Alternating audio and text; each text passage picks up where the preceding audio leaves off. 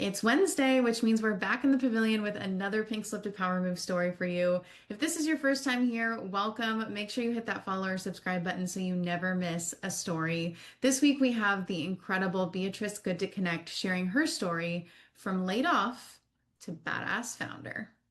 This pink slips the start, not the end. Welcome to Pink Slip Pavilion, Beatrice. We're excited to have you here. Welcome to the show. Thanks so much for having me on, Ashley. I'm super excited for this. Yeah, absolutely. Let's start with the most important question. Have you ever gotten a pink slip? I have in like a matter of speaking twice in my Okay. life. Do you want me to like elaborate on each of them, like what happened, etc.? Okay. Yeah, So let's go into where you were in your life in both of those moments. okay. All right. So for the first one, um both happened in Myanmar. I was living in Myanmar, which sometimes also called Burma in Southeast Asia, next to Thailand. So um, the first time was actually at the start of COVID. So I was working in a hotel as a marketing director, and they had to close the hotel because, I mean, COVID and all that, right? So while I was working for the first little while, because there's a lot of stuff on the back end that you can do, eventually they were like, yeah, we can't continue with you on board.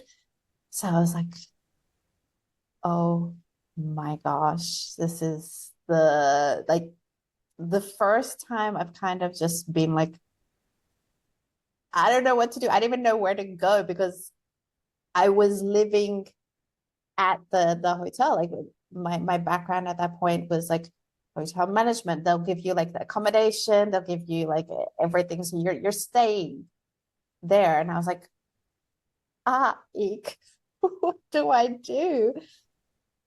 And I don't know if you want me to go in like to more detail or go to the next one about like what happened. Whatever you feel like you want to share. Okay. If you want to go deeper, then absolutely. So for that first one, it felt overwhelming at first. I had like that moment where I'm just like, I'm gonna bawl my eyes out. And then my friend at that time, they were just like, look, just cry, just have your moment, and tomorrow we will handle this. Because like my first thing was like, oh my God, what am I gonna do? What's the first thing I need to do? Like, how do I handle this? And I just felt super overwhelmed. So I was like, okay, you get that permission. You're like, all right, let's just break down, deal. And then the next day, it's like, okay, I'm going to have a look at who I know, etc. Find another place, firstly. To live. And to live, exactly. And it happened like to be a friend of a friend, somebody that I had met through like a previous role, and like they linked me up with a really good place. And yes, it was a few months of just being like, okay, that uncertainty. But it so happened later on that, again, friend of a friend, we were sitting in a kitchen counter space, and they were like, oh, I'm thinking of starting this business. These are my ideas. And, with your marketing expertise, are you willing to come on board as a chief operations officer? And I was like, I'm down. Let's do this. And so it just so happened that that's how it flowed into that next role. And thus leads into the second time. Mhm. And the second time was because of the military coup that happened in Myanmar.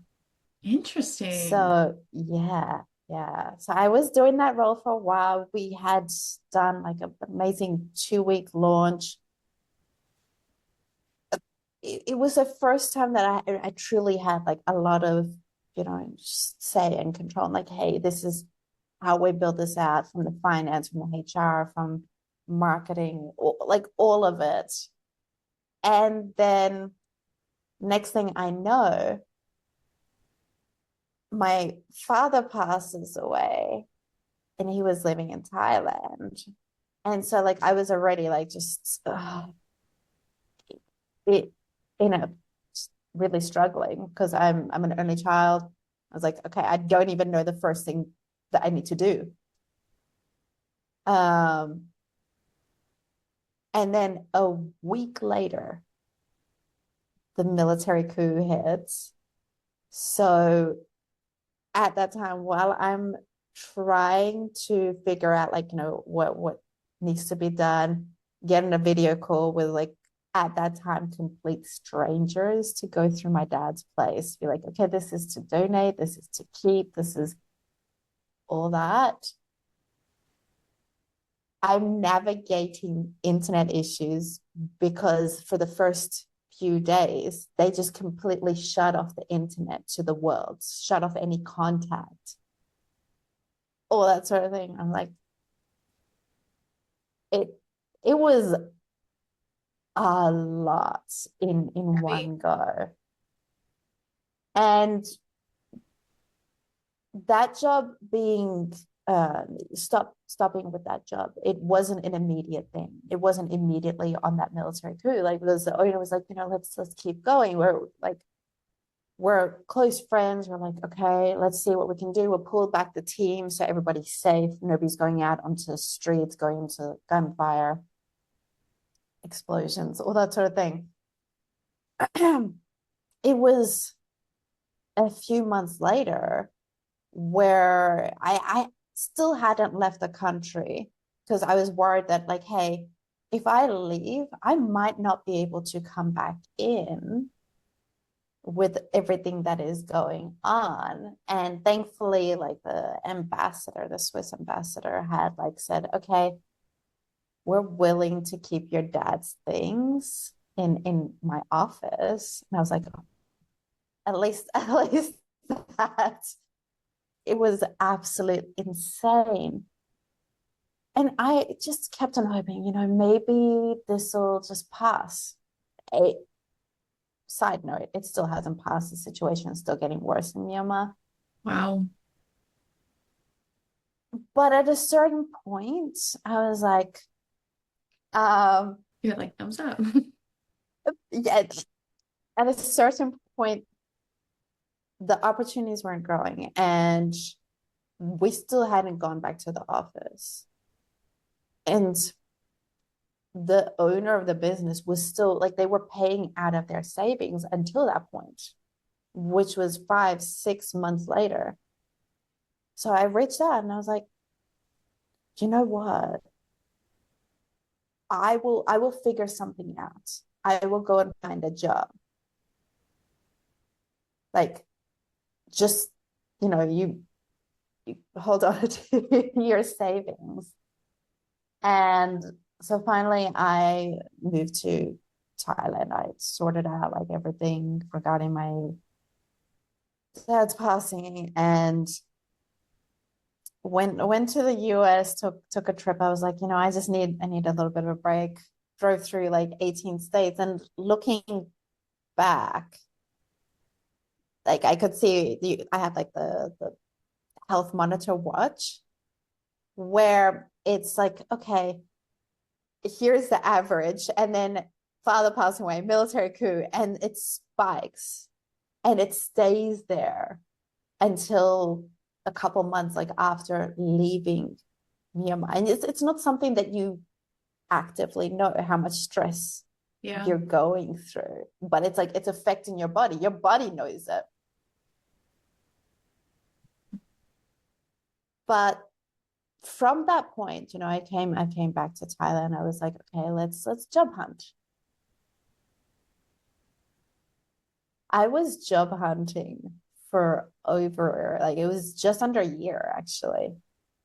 Um, it was right at the same time where there were like a bunch of layoffs at high level where they were looking for the same roles as I was. And they were like, oh, yeah, no, I'm willing to take a pay cut. So, of course, they're going to go with them.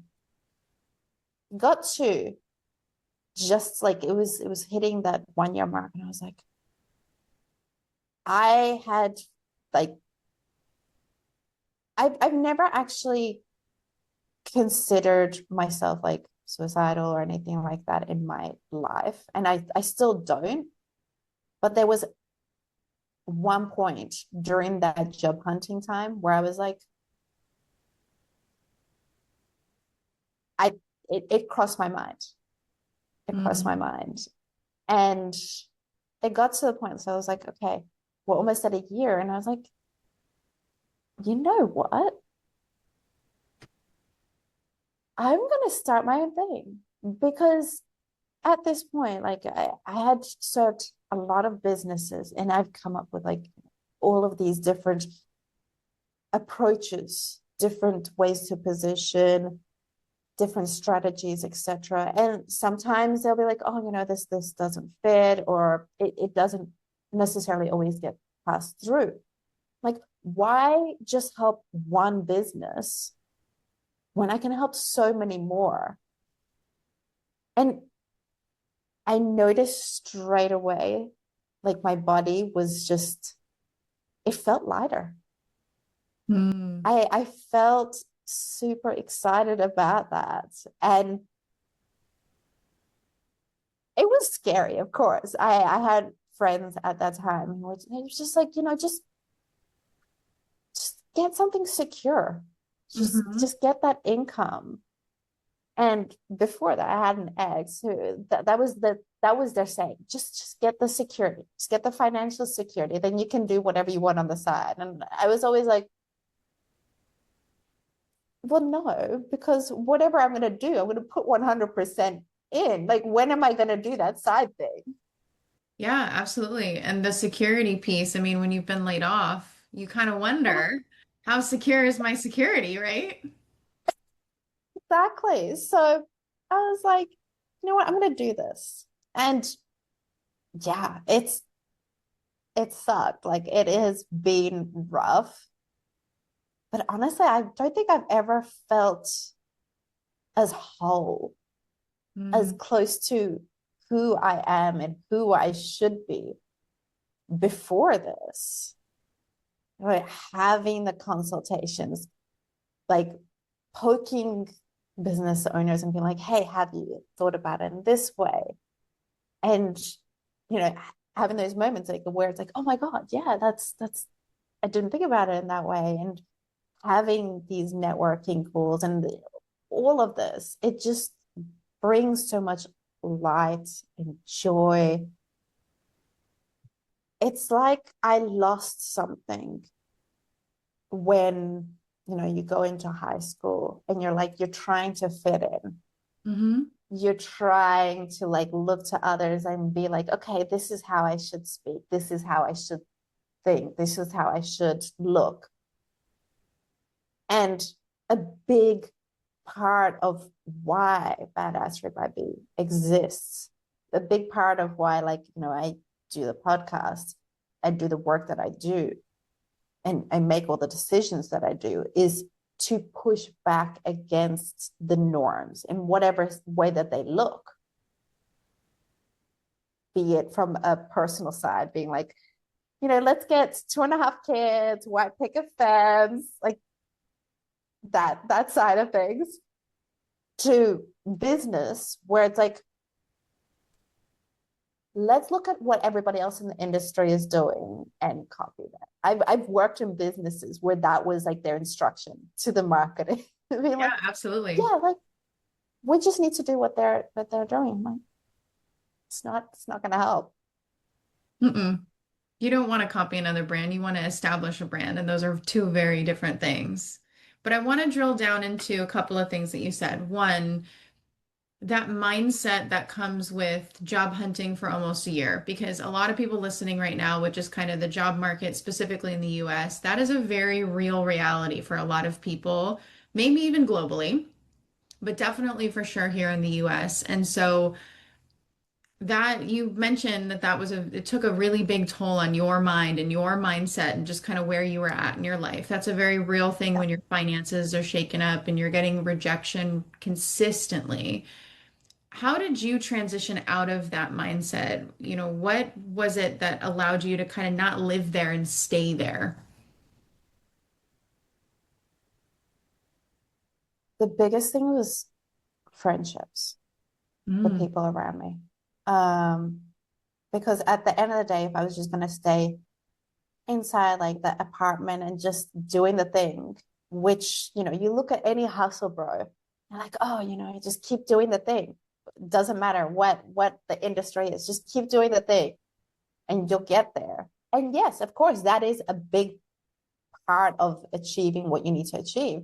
But also getting out and going beyond just existing, beyond survival mode, having those people to be like, this sucks. I know this sucks, but I know you mm. and you've got this. And like having that and having them there to distract you, like to go out for nights, to live.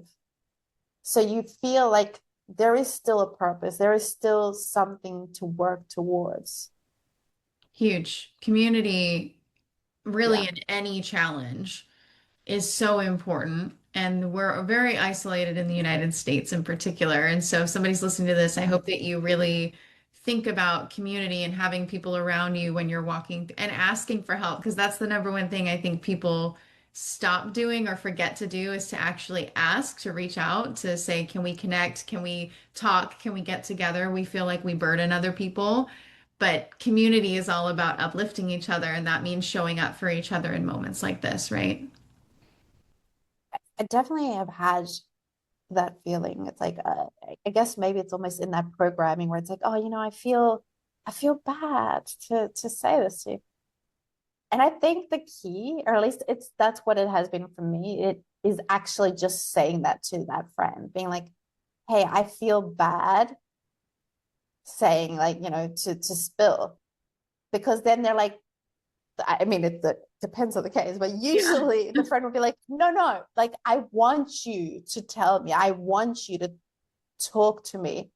And in that sense, it's almost like getting that permission where you're just like, oh, okay, I can.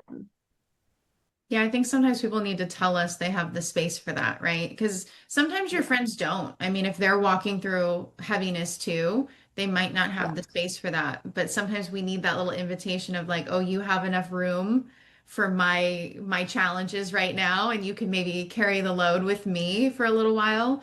And maybe not every person in your life has that capacity at all times, right? Because we're all human and yeah, we all walk through challenges. exactly. And I think a big part of is just balancing that out, being like, hey, you're there for me like during those struggles, but also understanding to be there for them in return. And I Yeah. think that part has maybe gone missing like since COVID, like since with like tech and everything, where it's like almost transactional. It's like dating, where you're just in it for your side and you're less thinking about the other side. But maybe I'm seeing things in a different way. I don't know if you've had that No, experience. I agree. I feel like post-COVID and just kind of I think people have really insulated themselves. And so Mm, most of their interactions are coming in a digital setting. We've kind of lost that let's get out, let's get around each other. Because when you're sitting next to someone yeah, who's struggling, there's this like you can feel it in a way that happens and you can kind of see it in their face and you might ask instinctively, what's wrong? Are you okay? You're not going to do that through a screen because you don't see their face and you don't see their mannerisms. And so I think that is a yeah, big piece of this too, is we're not asking as frequently. We're all very distracted in our lives. We're not as connected as we used to be. And we're not having those moments of like, you seem a little off. Are you good? Do you need something? That used to happen more frequently the more that we were around each other and just kind of watching each other live life and go through life, I think.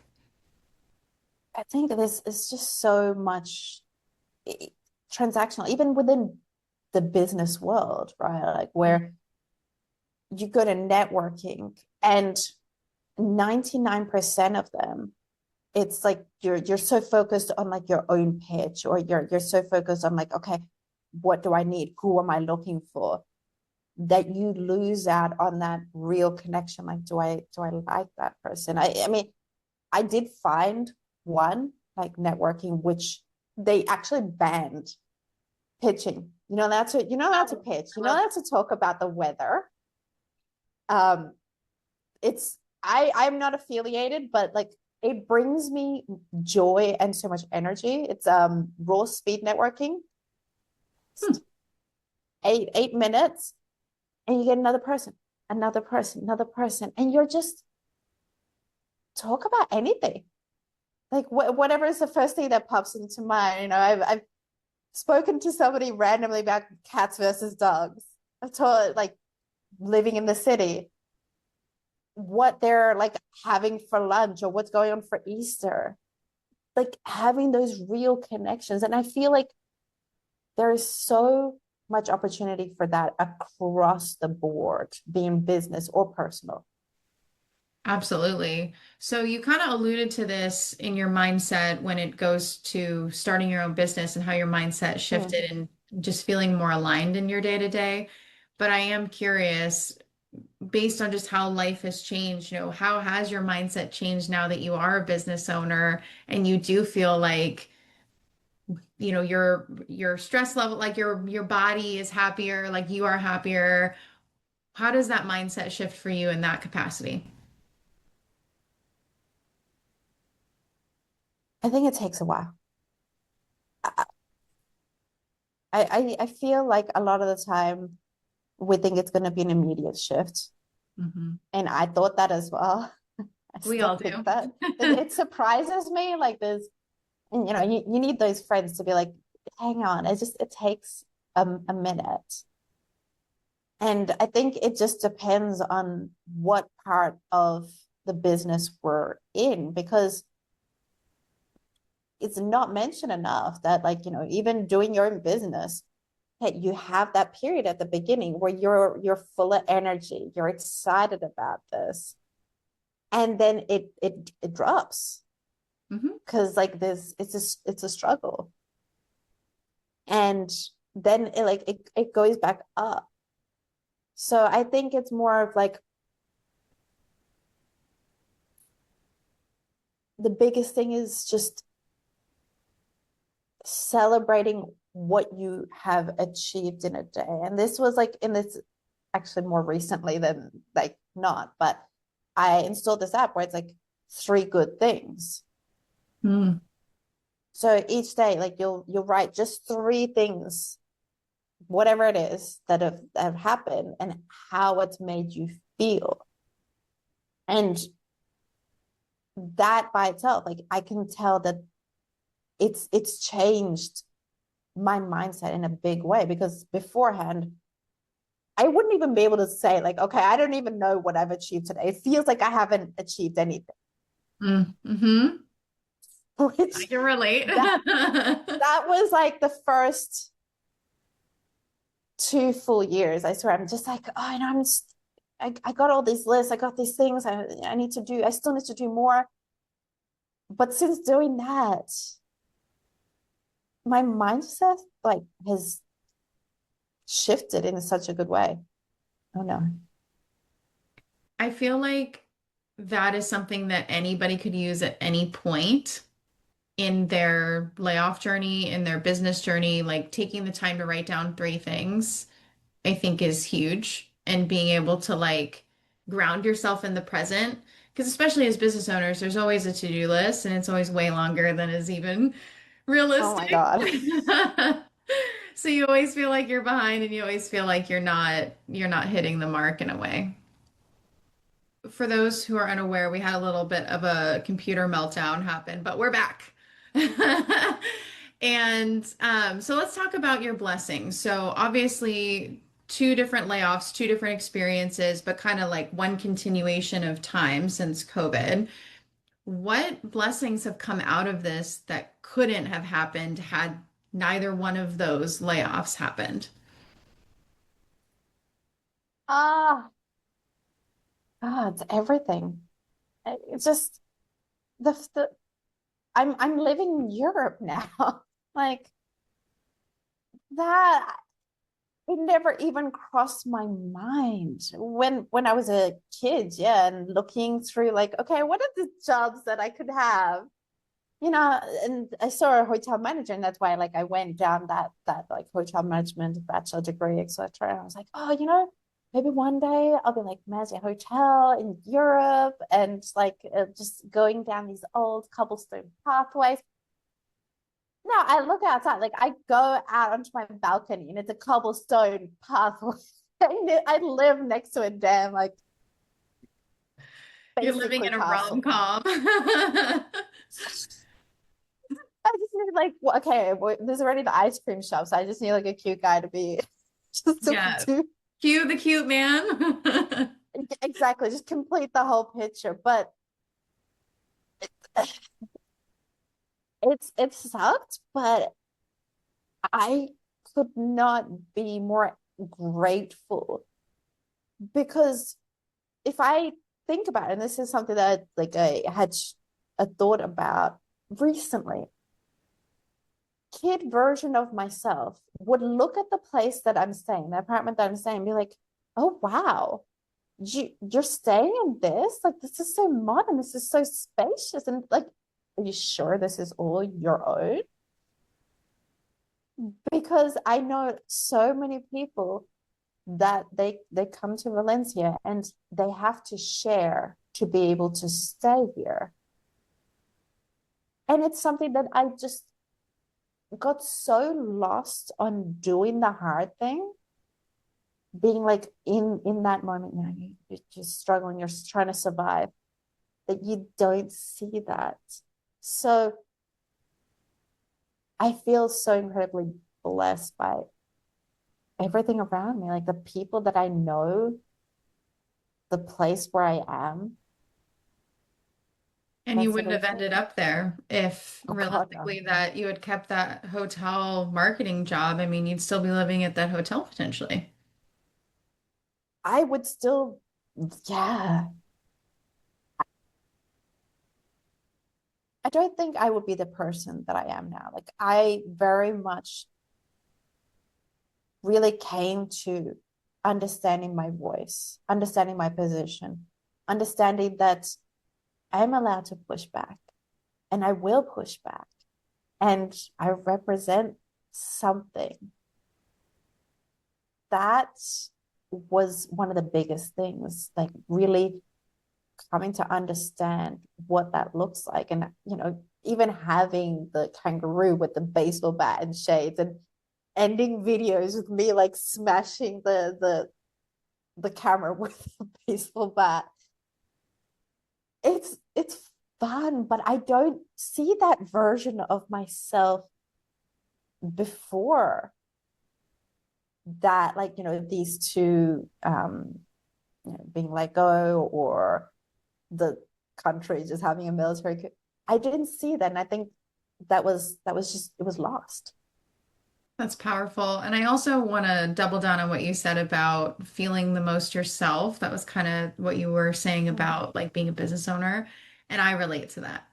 I Yeah, I didn't know what that feeling really was until I stepped into this version of myself. And so I relate to that in a big way of I feel the most aligned and the most myself I've ever been in my life. And I just love hearing that from another woman in business.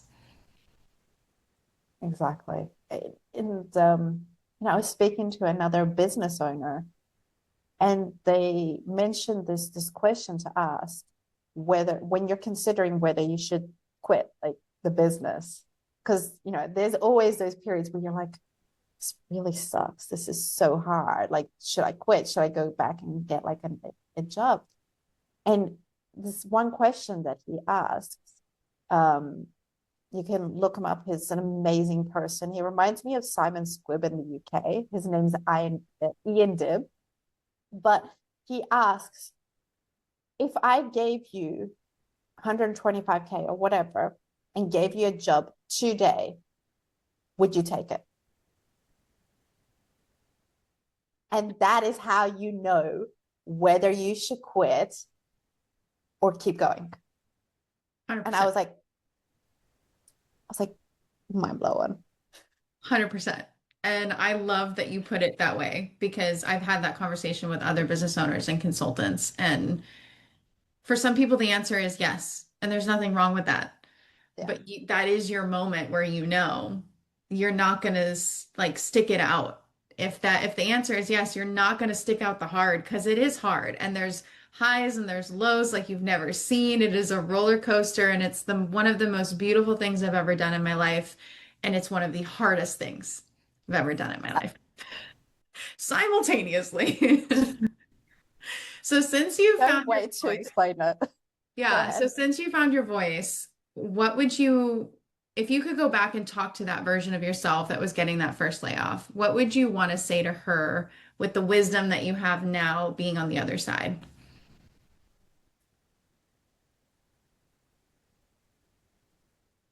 I would say this is going to suck. And this is going to suck for a very, very long time, longer than you're comfortable with. Mm, You will be at points where you're going to want to give up. But just know it will change. When you least expect it, it will change. It like the trajectory, like it will, good things will come. But it is a very long road of suck. But just hold out. I mean, that's the truth, right? There's always a It light at the is. end of the tunnel. You just don't know how long the tunnel is. So it's getting there. Exactly. Thing is, I think that's the biggest misconception. It just feels like, okay, maybe it's going to be 3 months, maybe it's going to be 6 months. And especially with content, and you scroll through social media, and people are like, oh, in 3 months, this is what I got, or in 6 months, this is what I got, or even 1 year. Within 1 year, I just became like a $1 million business or $100,000 business. And you look at that and you're like, how am I fucking up? What am I doing wrong? Like, I am not good enough. That's the thought. Yeah. Maybe I'm not cut out for this. But I swear, like, it is the very last moment where you're just like, I don't know what's gonna happen. Like if this doesn't come true. But at that specific moment, you will also feel the most calmest, which is the weirdest thing. You're like, I guess I'm going down, so I've just accepted it. So So weird. I never anticipate. Like I anticipate myself freaking out, but no, the freaking out comes right before the end. Right before the end, you're just like, oh, this will be fine. yeah. It's almost like one of my other guests talks about fighting the wave and not fighting the wave.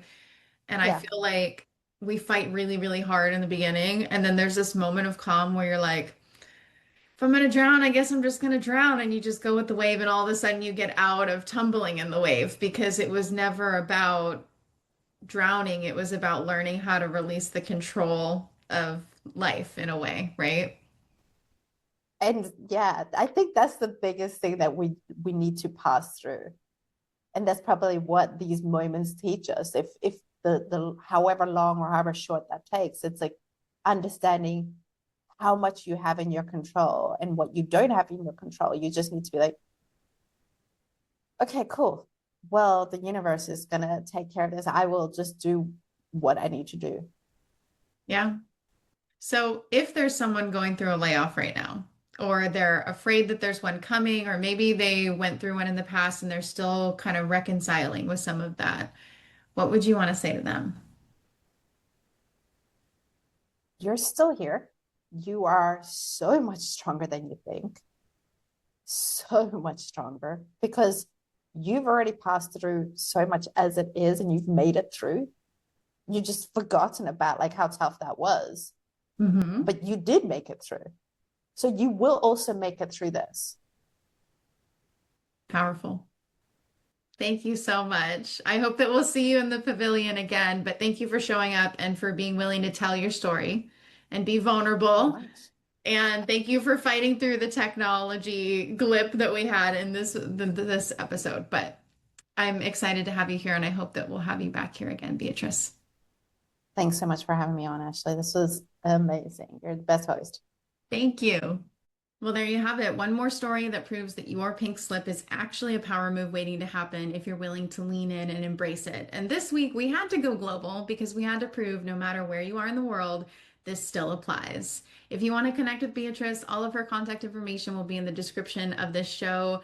And please join us next Wednesday. We'll be here every Wednesday. Hit that subscribe button so you don't miss a story. We'll be here telling these stories, sharing these stories, and building community. I hope that you will join us. I'll see you next week. This